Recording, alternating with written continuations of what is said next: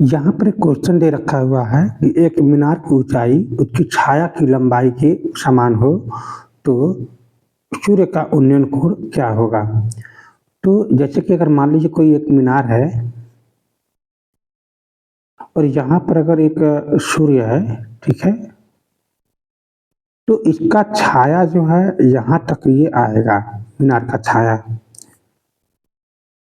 यानी ये अगर मीनार है तो मीनार की छाया ये यहाँ पर तक होगी।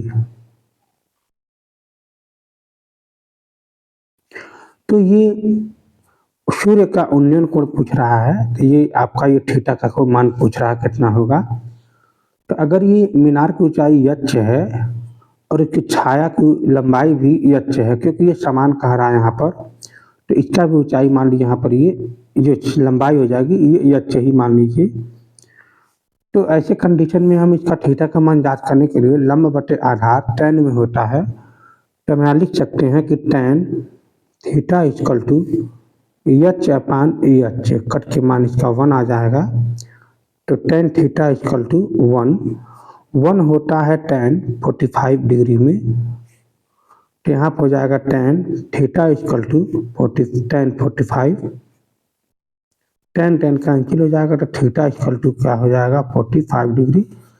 और ये सत्य है कि अगर ऊंचाई और ये आधार अगर सेम हो जाता है तो यहाँ पर ये 45 ही रहता है। ये आपको कुछ चीज़ें याद करनी होती है। तो आंसर नंबर डी क्या है, सही है। किसी समय एक किसी स्तंभ का छाया की लंबाई उसकी ऊंचाई के करड़ी में 3 गुनी है तो सूर्य का उन्नयन कोण ज्ञात करना है। अगर किसी स्तंभ है यहाँ पर, इसकी ऊंचाई हम मान लेता हूँ x है, तो यहाँ पर मान लीजिए अगर सूर्य होता है तो इसका छाया यहाँ तक आ जाएगी। तो कह रहा है कि किसी स्तंभ की छाया उसकी लंबाई की उसकी ऊंचाई, मतलब इसकी ऊंचाई जो है ऊंचाई की करड़ी में 3 गुना है। तो इसकी ऊंचाई मान लीजिए x है, तो ये x करड़ी में 3 लंबाई हो जाएगा इसका छाया। तो यही कह रहा है कि स्तंभ की छाया की लंबाई, ये लंबाई जो हो जाएगी ऊंचाई की करड़ी में 3 गुना हो जाएगी। तो ऐसे में पूछ रहा है ये सूर्य का उन्नयन कोण पूछ रहा है, जहाँ पर ये हो जाएगा थीटा, हमको याद करना है। अगर यहाँ पर सूर्य का अवनमन कोण पूछता तो हम इस पॉइंट पर हम क्षैतिज रेखा खींचते, तो ये वाला कोण हमको बताना होता, जो कि मान लेता हूँ फाई।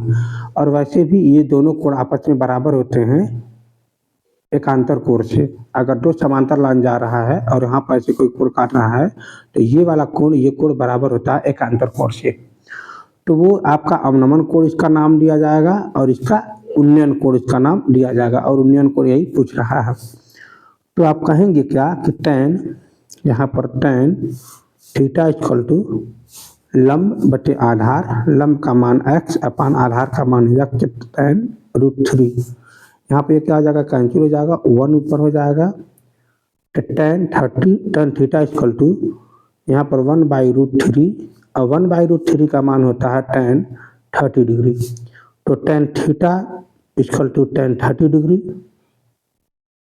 तो यहाँ पर देखेंगे tan कैंसिल हो जाएगा, तो थीटा का मान यहाँ पर 30 डिग्री आ जाएगा।